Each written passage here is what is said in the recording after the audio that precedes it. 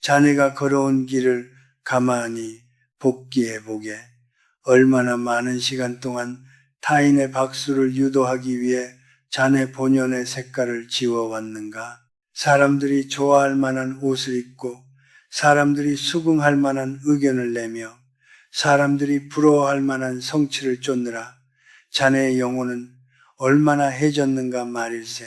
내가 살아온 100년의 시간 동안 수많은 유행과 가치관이 썰물처럼 밀려왔다, 밀려갔네. 일제치하에서는 천황에게 충성하는 것이 최고의 미덕이었고 전쟁 직후에는 굶지 않는 것이 유일한 가치였으며 개발 독재 시대에는 성장이 곧 정의였지. 하지만 그 모든 시대의 파도가 지나간 뒤에 남은 것은 무엇인가? 결국 타인의 기준은 시대의 바람에 따라 변하는 낙엽과 같다는 사실뿐이네. 그런 변덕스러운 기준에 자네의 행복을 맡기는 것이 얼마나 어리석은 일인지 이제는 깨달아야 하네. 칭찬이라는 것은 사실 일종의 가스라이팅과 다를 바 없네.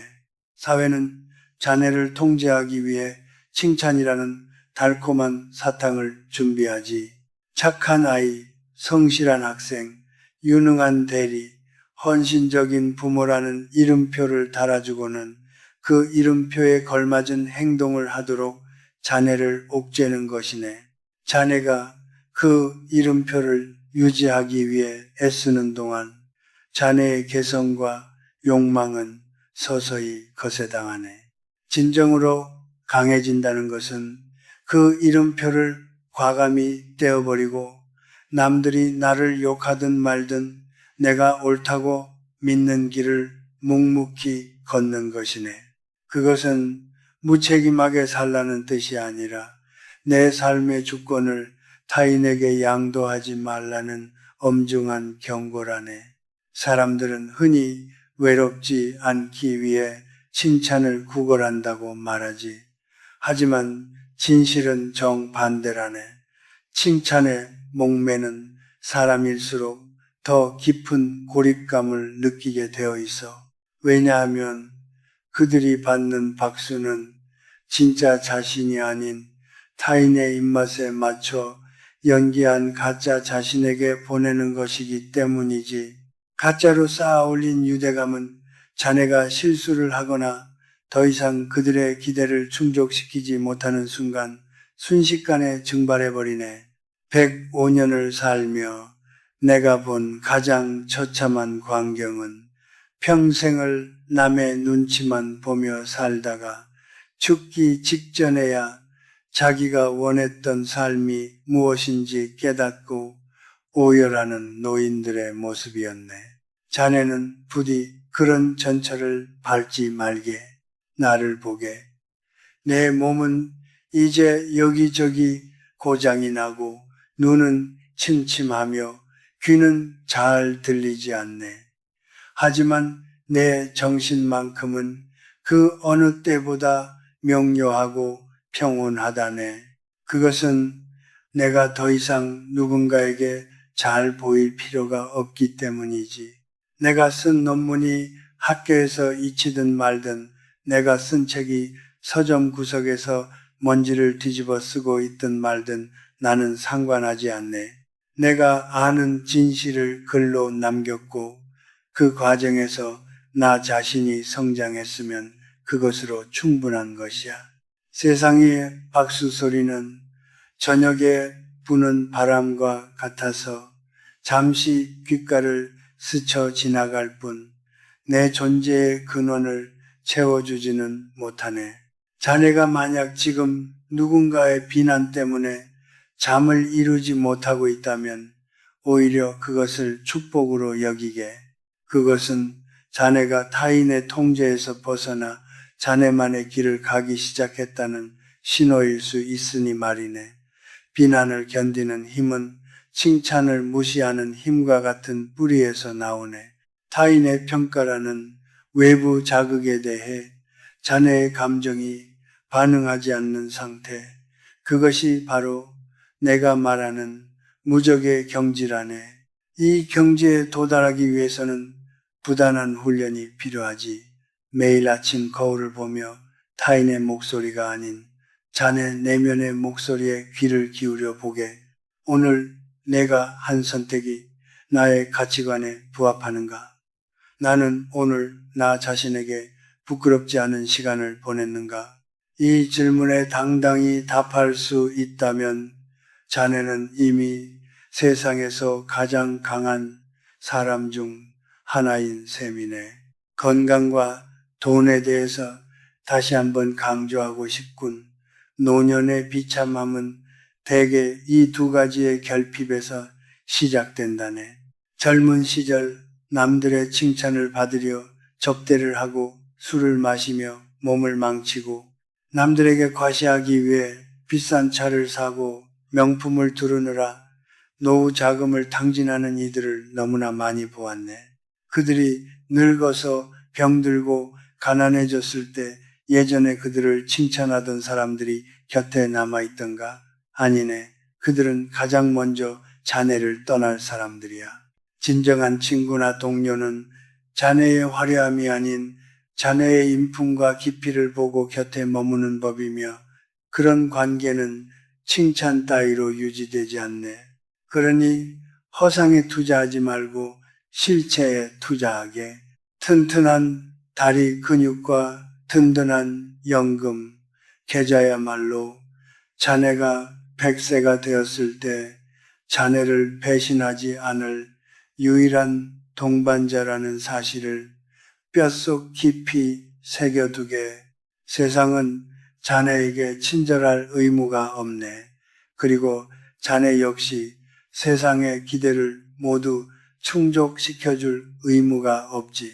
우리는 각자 이 비정한 우주에 던져진 외로운 단독자들일 뿐이네. 이 사실을 인정할 때 비로소 진정한 자유가 시작되네. 누구의 박수도 필요하지 않은 순간 자네는 비로소 자기 삶의 완벽한 주인이 되어 저 광활한 대지를 호령하는 사자처럼 당당하게 걸어갈 수 있을 것이네. 105세의 이 늙은이가 이제 자네에게 마지막 작별 인사를 건네려 하네. 부디 강해지게. 남들의 칭찬이라는 얄팍한 목줄에 매여 끌려다니는 개가 되지 말고 고독한 광야를 홀로 가로지르는 늑대가 되게나. 그 끝에서 자네가 마주할 풍경은 그 무엇보다 장엄하고 아름다울 것이네. 이제 나는 조용히 눈을 감고 내게 남은 마지막 침묵의 시간을 즐기러 가겠네. 자네의 건승을 빌지 않겠네. 대신 자네가 자네 자신을 믿는 그 단단한 마음만을 믿겠네. 그것이면 충분하니까. 인간은 결국 각자의 방에서 혼자 죽어가는 존재일세. 그 고독한 진실을 일찍 받아들일수록 타인의 말 한마디에 일리일비하는 어리석음에서 벗어날 수 있지. 자네의 인생이라는 무대에서 관객들이 던지는 야유에 일일이 화답하지 말게.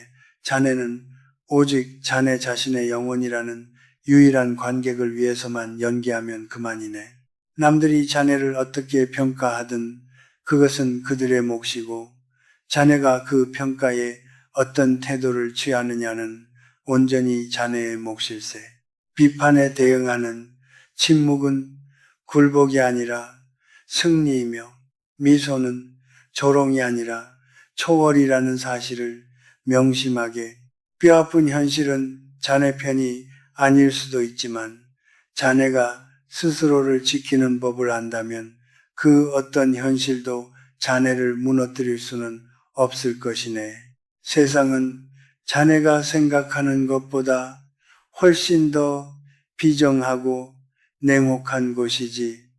자네가 약해지는 순간을 기다려 그 틈으로 비수를 꽂으려는 인간들은 어디에나 존재한다네. 내가 본 수많은 젊은이는 타인의 시선이라는 감옥에 갇혀 스스로를 학대하곤 했지. 누군가 무책임하게 던진 말 한마디를 밤새 곱씹으며 피눈물을 흘리는 그들의 모습은 참으로 안타까웠네. 하지만 보게나 그 말을 던진 이는 이미 발 뻗고 편안히 잠들어 있을 것이네. 타인의 비판에 흔들린다는 것은 내 삶의 운전대를 그들에게 넘겨주는 것과 다름없어. 자네의 감정이라는 소중한 자산을 왜 그토록 가치 없는 사람들에게 낭비하는가? 사람들은 흔히 대화가 소통의 유일한 통로라고 믿지만 사실 대화는 종종 오해를 심화시키고 갈등을 증폭시키는 도구가 되기도 하네.